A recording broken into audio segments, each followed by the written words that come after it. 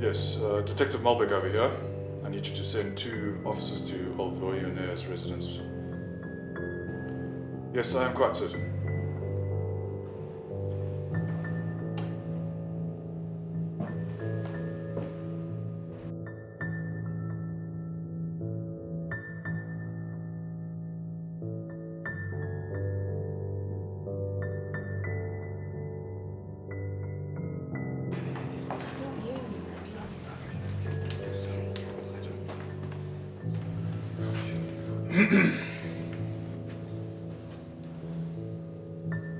I am saddened that this gathering of friends and memories we have shared over the years must be tainted forever by this tragic accident.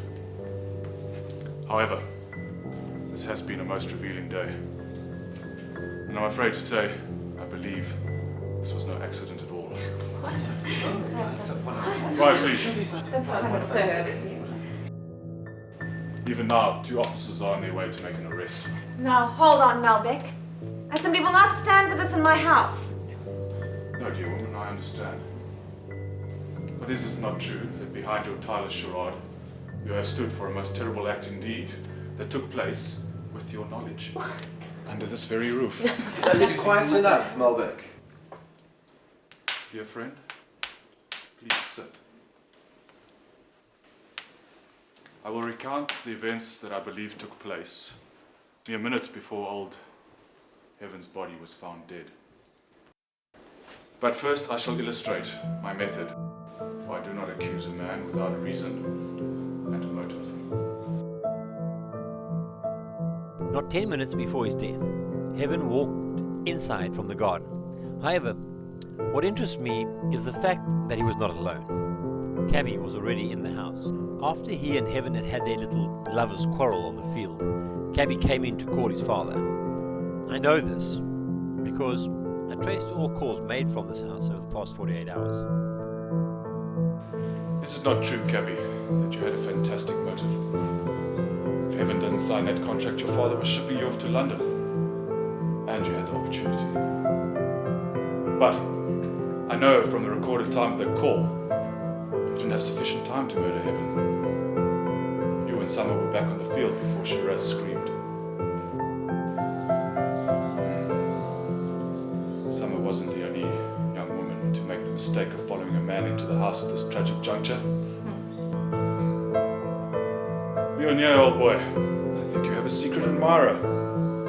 I find it quite sad that such a lovely young lady can be attracted to such an unscrupulous character as yourself. Only because you'd like to get into her knickers yourself, you vile old man. No, Voyonnaire, my old friend. I think you and your wife over there have some explaining to do. I see. You want me to confess? At a time of universal deceit, telling the truth is a revolutionary act.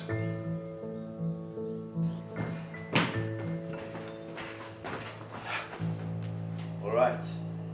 All right. I had come in to deal with this business matter, this contract that Cabby had brought to my attention. If Heaven wasn't going to sign the damn thing, I was going to sign it for him. But the devil himself walks in and catches me. So I asked him to sign. So I grabbed the vase on my desk and I threw it with all the force I could muster at his stubborn head. I didn't mean to kill him. But that wasn't all, was it? Shiraz caught you red-handed, did she not? When I walked in yesterday and found you all crowded around Heaven's dead body, I noticed that the way the blood had pooled and began to congeal suggested to me that the time of death could not have been less than 10 minutes before. Your concern at the sight of your beloved daughter running off to Cabby, Combined with what in your mind must have seemed an obvious attempt of CD to get into the house with your husband alone, was too much to bear, was it not? but neither of them recall seeing you in the house, for Cabby and Summer had already returned to the lawn, and CD was in her room powdering her nose.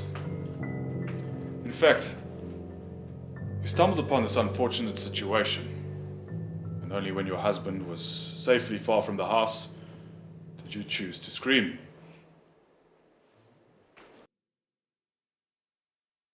Officers, arrest these two.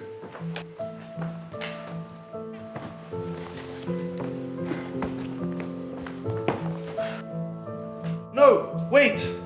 Officers, before you take them. Winnie, Shiraz, I love your daughter. May I have her hand in marriage? You really do not have a knack for timing. No matter. Welcome to the family, son.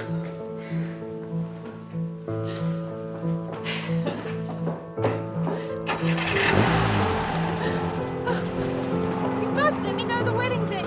We've got so much to do.